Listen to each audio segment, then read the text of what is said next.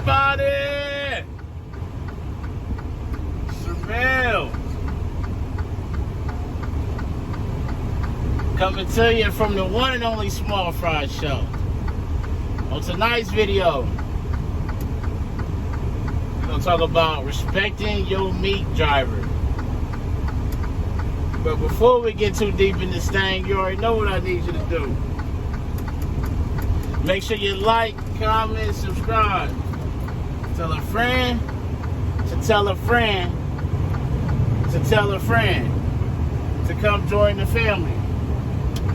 Also, the views and topics expressed in these videos are mine and mine only.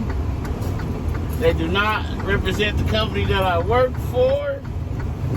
I am not the spokesperson for said company. Now that we got that out the way, how's everybody doing? It's Tuesday morning, about 2:44 in the morning. We leaving Cleveland, the Cleveland, Ohio terminal, and back to Columbus. This is our Monday night / Tuesday run. We had empties from Irving, New York to here, so it's been a rainy, stormy night off and on for most of the night, really, honestly. I'm looking forward to getting back to the terminal, breaking this set, turning my paperwork in, fueling up, and going home. So let's talk about respecting your meat driver. And I'm gonna try not to drag this out, but y'all know how I get to talking, man. I like talking to y'all. I get to talking and I lose track of time. What I mean when I say respect your meat driver. The meat in turn in itself is a relationship between you and your meat driver. So for example, me, I'm coming out of Columbus. My meat driver is coming out of Albany, New York. He bringing empties more times than not.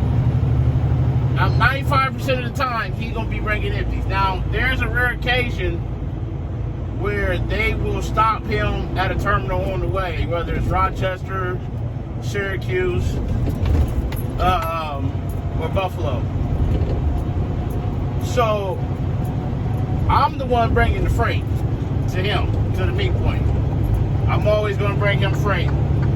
So at the beginning of this bid, we exchanged numbers.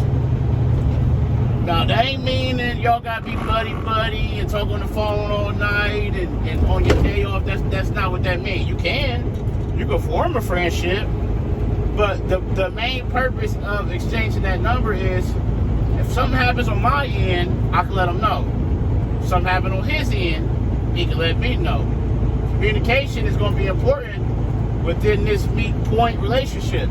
So if I get and hook a set and I got an issue and I need to go to the shop, I'm going to shoot him a text or I'm going to call them and say, hey, I got a tire that needs changed. I got a light out. I got an air leak. I got to go to the shop. Once I get rolling, I'll let you know.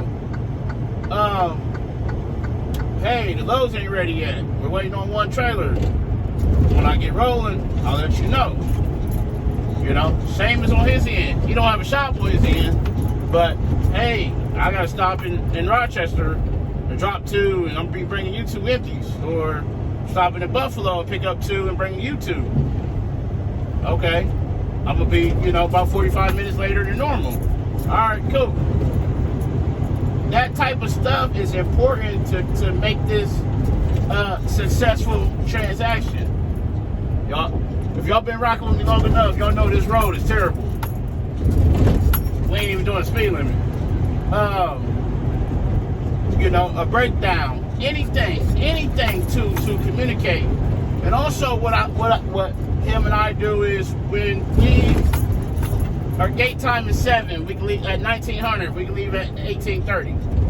So, at 1815, 1820, he may shoot me a text, hey, I'm hooked, waiting on 6:30. Same with me, hooked, waiting on 6:30, rolling at 6:30. That way we both know, okay, boom, we good to go. There ain't no delays, the loads is ready, we ain't gotta go to the shop, no whatnot. going to, they need to fix this road, man. It's a suburb, that's the crazy part. That's going to allow that meet point relationship to flourish and be successful. Because you don't want to be, time is of an essence. We both got a long way to go. He got 300 miles to get there, I got 311. So we both put down over 600 miles for tonight. So we you know, every minute counts, especially if you have a delay somewhere. So me letting him know, hey, I got a delay, he may wait to start his clock. You know, I may wait to start mine because he got to stop somewhere. That 20, 30 minutes may save you on the back end.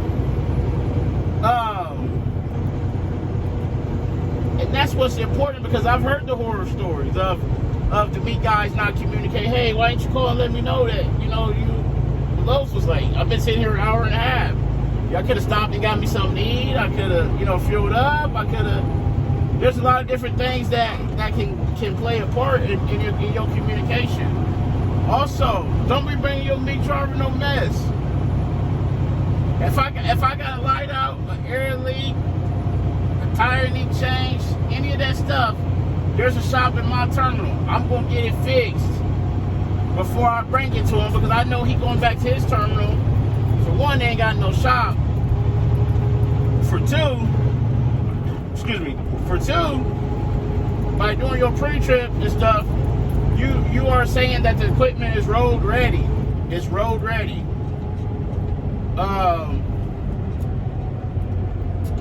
And that's important. Now, for me, I understand. I'm a little more understanding that he may bring me a trailer with a light out. Let's just be honest about it. I'm not saying that that's his character, because that hasn't happened. What I'm saying is, he's coming from a terminal that doesn't have a shop. Or it may be like, okay, so for example, last week or the week before, he brought me a trailer with the landing gear was messed up. He had a DVIR. His terminal signed off on it. There was nothing stopping the trailer from going down the road. Just the leg was messed up. So that's something that may happen from time to time, because there's a shop on my end. Hey, we're gonna send this back. It's empty. There's nothing stopping it from going. But it's cheaper for them to get it back to the terminal and get it fixed versus getting it repaired on the road. Okay, cool.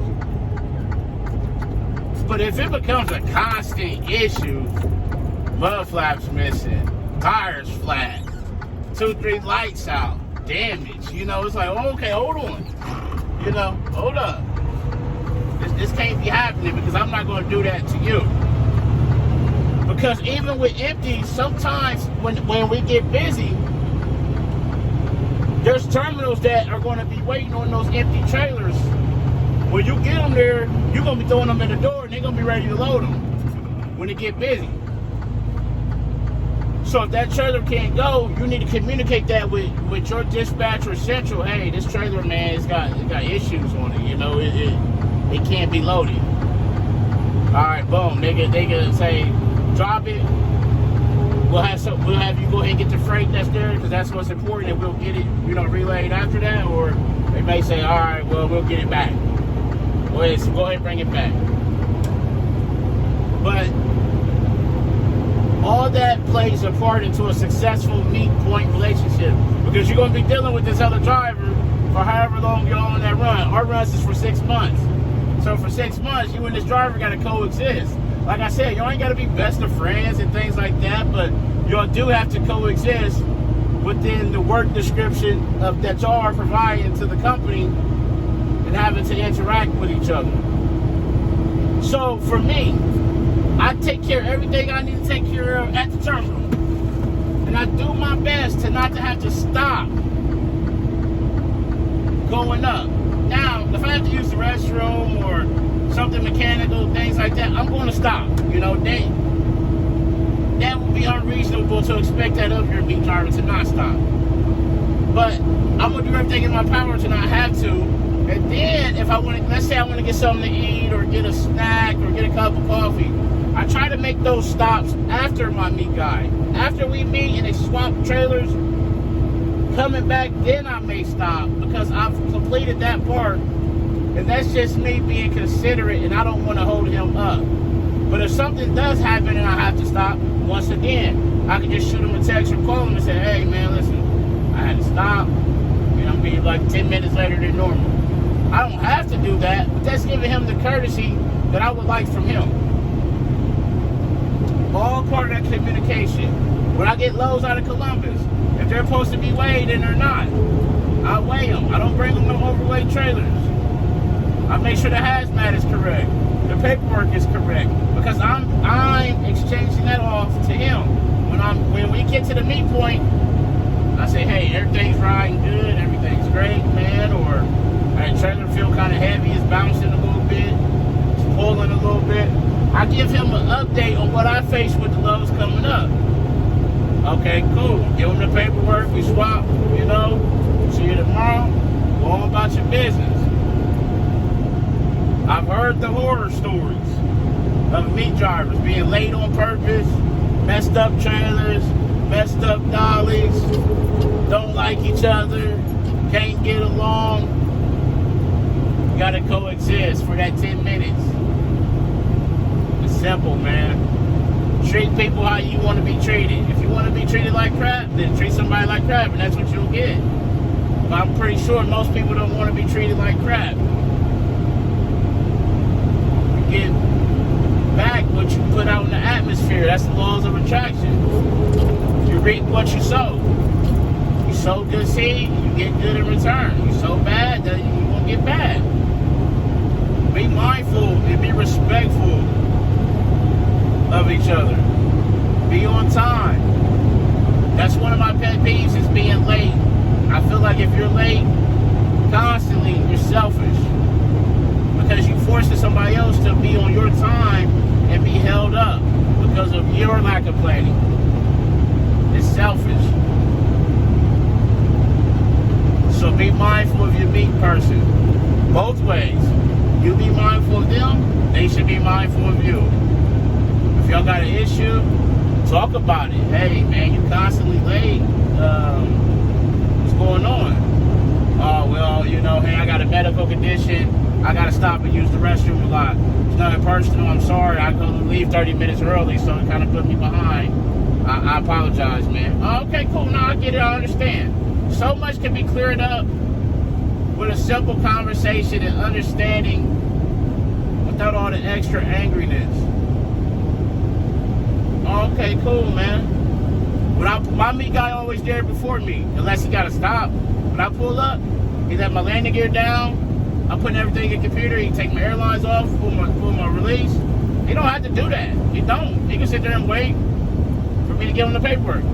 But that's a little courtesy that he giving me, and I appreciate it. So if I ever meet him there, I give him the same in return. I put his landing gear down, take his airlines off. That's that courtesy within the meet point relationship. You know, just courtesy to the next guy. That's all. Help the transaction go as smooth as possible, and then you can be on your way. So that's just a little quick video. Respect your fellow driver, your fellow meat driver. But as always, make sure you ride to your pickup and your delivery on time and safely. Call your loved ones. Tell them you love them. Love on somebody today. But most importantly, be the reason that somebody smiles today. The world needs it now more than ever. It's Sir Mel coming to you from the Small Fry Show, and I'm out. Peace.